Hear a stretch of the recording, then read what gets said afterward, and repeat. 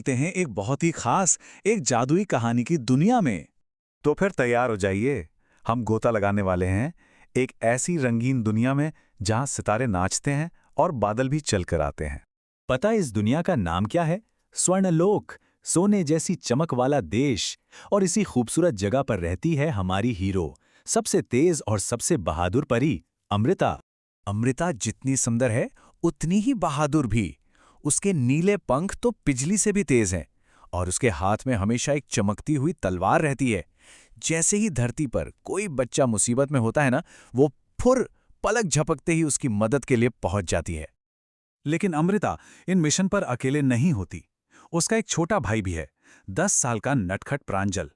वो हमेशा अपनी दीदी की मदद करने के लिए चुपके से बिन बुलाए ही उसके साथ चल देता है। पर स्वर्णलोक में सब कुछ अच्छा नहीं है।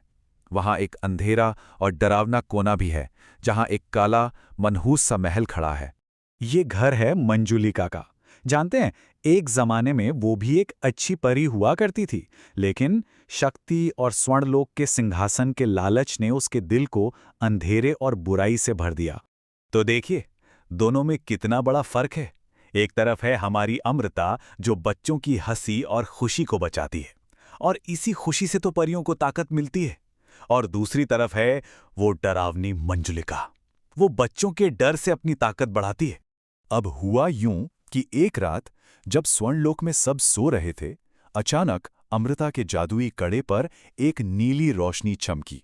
इसका मतलब था कोई मिशन उसे बुला रहा है।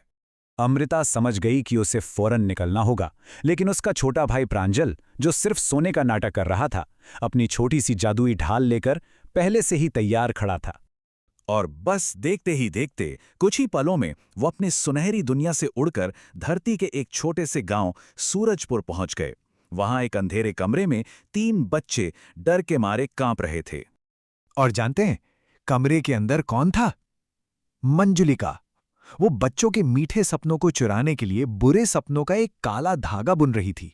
जैसे ही अमृता ने उसे ललकारा, मंजुलिका जोर जोर से हंसने लगी और उसने अपनी काली शक्तियों से अमृता पर हमला कर दिया। वो जादुई काला धागा एक सांप की तरह अमृता के खूबसूरत नीले पंखों में लिपट गया, और बेचारी अमृता जमीन पर गिर पड़ी। वो उड़ ही नहीं पा रही थी। एक पल के लिए तो ऐसा लगा जैसे अंधेरा जीत गया हो। लेकिन तभी नन्हा प्रांजल अपनी छोटी सी ढाल को सामने करके उस बड़ी और डरावनी मंजुलिका के सामने बहादुरी से कूद पड़ा। मंजुलिका ने उसे खिलौने की तरह उठाकर फेंक दिया, लेकिन वो छोटा सा हीरो हार मानने वाला नहीं था। वो बार बार उठा और अपनी दीदी को बचाने की कोशिश करता रहा। अपने भाई की इतनी हिम्मत देकर अमृता के अंदर जैसे एक नई ताकत की आग जल उठी। उसने पूरे जोर से एक झटका दिया और काले धागे को तोड़ डाला। उसके पंख आजाद थे और उसकी तलवार नीली रोशनी से चमक रही थी। फिर उसने मंजुलिका के बुरे सपनों वाले धागे के टुकड़े टुकड़े कर दिए। अपने ताकत का स्रोत टूटते ही मंजुलिका एकदम कमजोर हो गई। वो जोर से चीखी और काले धुएं के एक बादल में गायब हो गई। कमरा फिर से रोशनी और बच्चों की हंसी से भर गया। बच्चे अब बिल्कुल सुरक्षित थे। अमृता ने प्यार से अपने बहादुर छोटे भाई के घाव को अपने जादुई स्पर्श से ठीक कर दिया। लेकिन कहानी अभी खत्म नहीं हुई है। चलिए देखते हैं कि अपने काले महल में वापस जाकर मंजुलिका अब क्या नई बुरी साजिश रच रही है।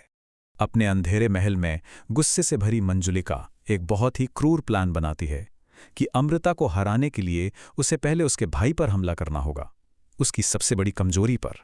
और ठीक उसी पल जब मंजुलिका अपने बदले की साजिश रच रही थी, अमृता के कड़े पर एक बार फिर से वो नीली रोशनी चमक उठी।